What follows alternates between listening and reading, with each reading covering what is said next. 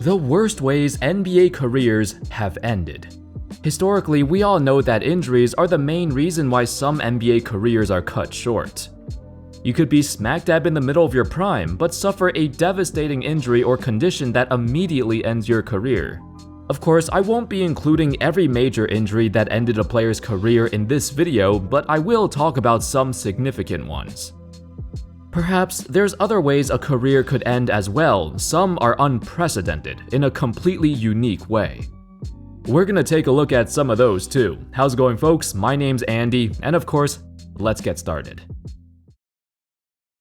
Also, if you enjoyed the video, make sure to subscribe. If you like the content, drop a sub or a like, and thank you so much for the support. Tracy McGrady and Yao Ming. While he's clearly recognized as one of the best players of his generation, McGrady's career post-Orlando was marred with injuries and unfortunate circumstances. The duo of him and Yao was supposed to take the world by storm.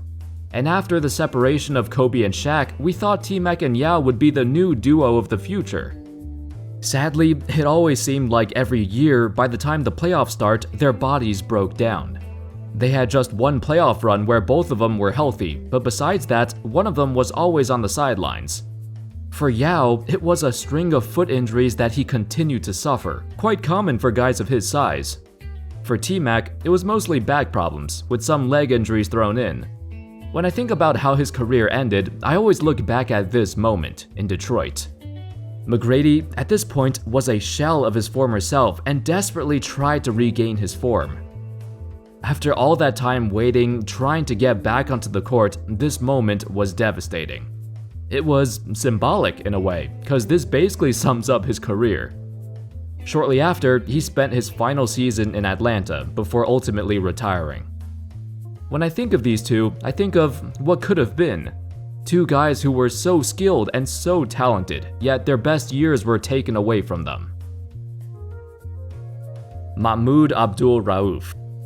Despite being one of the league's most lethal shooters, Abdul-Rauf will always be remembered for his refusal to stand for the national anthem. He stated that the flag was a symbol of oppression and tyranny.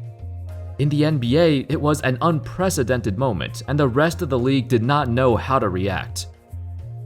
In 1996, he got suspended, but they later worked out a compromise which allowed Abdul-Rauf to close his eyes and look to the ground during the anthem, but he still had to stand up. You might think that, well, they found a solution, so everything's fine now, right? But what Abdul-Rauf did generated so much controversy, especially back in the 90s. People weren't used to seeing that. In response, members of a local Denver radio station intruded into a mosque and blasted the Star-Spangled Banner on trumpets, in retaliation for him kneeling to the anthem. Not only that, but despite just having his best season ever with career highs in points, assists, and three-point shooting, the Denver Nuggets did not want him anymore. They traded him away over the summer.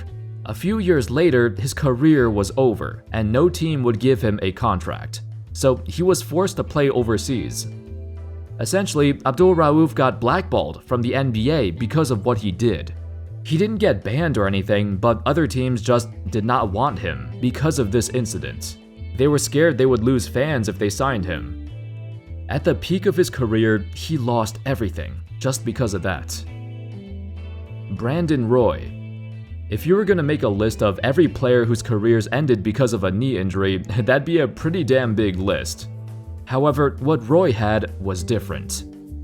He had a degenerative knee condition, which very few other players have had. It didn't matter how many surgeries he got, both of Roy's knees were doomed to fail from the start. Over the years, the cartilage in Roy's knees slowly decayed. Eventually, he was left with nothing but bone on bone. There was no more cushioning in his knees, so every move, every crossover, every dunk had a high chance of causing a bone bruise. By 2011, he had nothing left, his knees were shot, but even so, he still gave it his all and had the performance of a lifetime. In Game 4 of the first round, they were down 23 points to the Mavs, but the Blazers mounted a furious comeback on the back of Brandon Roy. For one game, he looked like the Brandon Roy we've always thought he could become. Unfortunately, at this point, everyone knew this was going to be his last run in Portland, and he certainly put on a show. Afterwards, he desperately tried to get treatment for his knees, even getting the same platelet-rich plasma surgery that Kobe got, but to no success. After a failed comeback on the Wolves, Roy walked away from basketball for the final time. Len Bias. What happened to Len Bias was unprecedented. We've never seen a guy in the NBA get drafted so high at number 2, but then pass away before playing a single NBA game. Folks, cocaine's a hell of a drug. Bias was the most hyped prospect of the 1986 class. Celtic scout Ed Badger even stated, "He's maybe the closest thing to Michael Jordan to come out in a long time. I'm not saying he's as good as Michael Jordan, but he's an explosive and exciting kind of player like that." Additionally, the Celtics literally just won the championship in '86. To add that kind of talent to a championship roster is ridiculous. They would have continued their dynasty long after Larry Bird retired. Alas, it wasn't meant to be. There's no injury that's worse than death. Heart conditions. Throughout the decades, we've seen many players suffer through heart problems. In the most severe cases, Hank Gathers and Reggie Lewis collapsed in the middle of a game, eventually leading to their death. The scariest part about heart problems is that you never know when it's gonna come. You can feel completely fine one moment and then the next, you're gone. In the case of Reggie Lewis, it was a tragedy because Lewis's family actually told his doctor to hide his cocaine use from the NBA officials. At the time, the NBA was cracking down on drugs, and if Lewis got caught, he'd be suspended permanently. But his family hiding this from the NBA ultimately led to his death. Both Lewis and Gathers died from hypertrophic cardiomyopathy, a surprisingly common cause of death for young athletes, due to a structural defect in the heart. They were so young too, 27 and 23 years old respectively.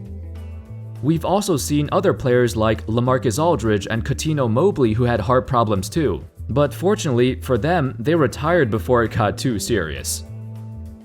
Magic Johnson. In terms of pure shock factor, no retirement was more surprising than Magic Johnson's. Back in the 90s, HIV was still a relatively unknown illness.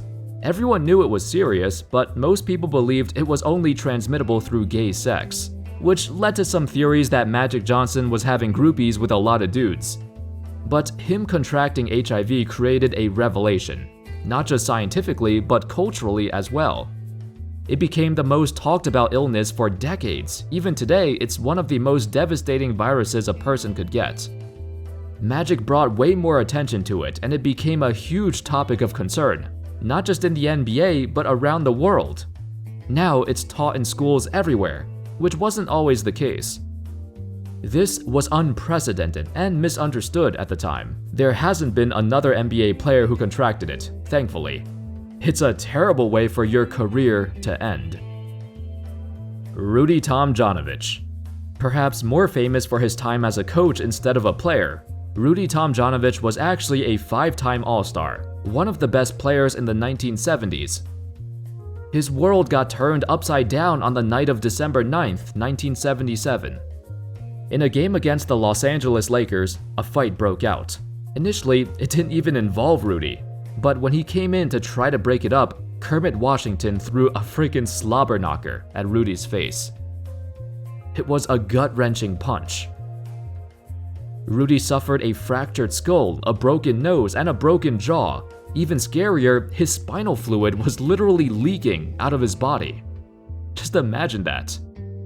It was a punch that should have killed him and would have killed 99% of the population. He survived. Rudy would make a full recovery and return back to form, but 2 years later, he retired. While technically this punch did not immediately end his career, Rudy still suffered lingering pain and exhaustion and other side effects for years. It was one of the reasons why his career got cut short, and his last 2 years were miserable. He took it pretty well though. Years later, this is how he described that moment. "Whenever I see a replay of what happened, I almost feel like it's not me I'm watching. I don't have nightmares, it was a stumbling block in life, but I endured it, and maybe I'm better for it." For Kermit Washington, his punishment included a 60-day suspension and a $10,000 fine. For nearly killing somebody, I feel like the punishment was a bit too light. If this happened in this day and age, it would definitely be at least a full season suspension. Jay Williams. It's not very rare to see players pass away due to tragic automobile accidents. It happens across all sports. There's been many throughout NBA history. He survived, but the injuries he suffered were too much to recover from. He was such a high-profile athlete. Drafted in 2002 with the number 2 pick right after Yao Ming, Jay Williams had all the makings of a star.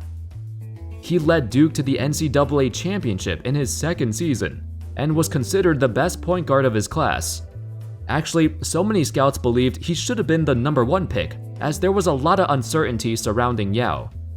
Jay had a mediocre rookie season, but he had his moments. He showed some bright spots and was expected to make a jump in his sophomore year. Little did he know, there would be no sophomore year. In the summer of 2003, Jay Williams crashed his motorcycle into a streetlight in a residential neighborhood. Not only did he violate the Bulls' contract, which stated he's not allowed to ride a motorcycle to begin with, but he was also not wearing a helmet. The injuries he suffered from the crash included 3 torn ligaments in his left knee, including a full tear of the ACL. He also suffered nerve damage in his leg and had to go through years of physical therapy just to be able to walk properly again. This one mistake cost him his entire career. He would never return back to the court after his rookie season.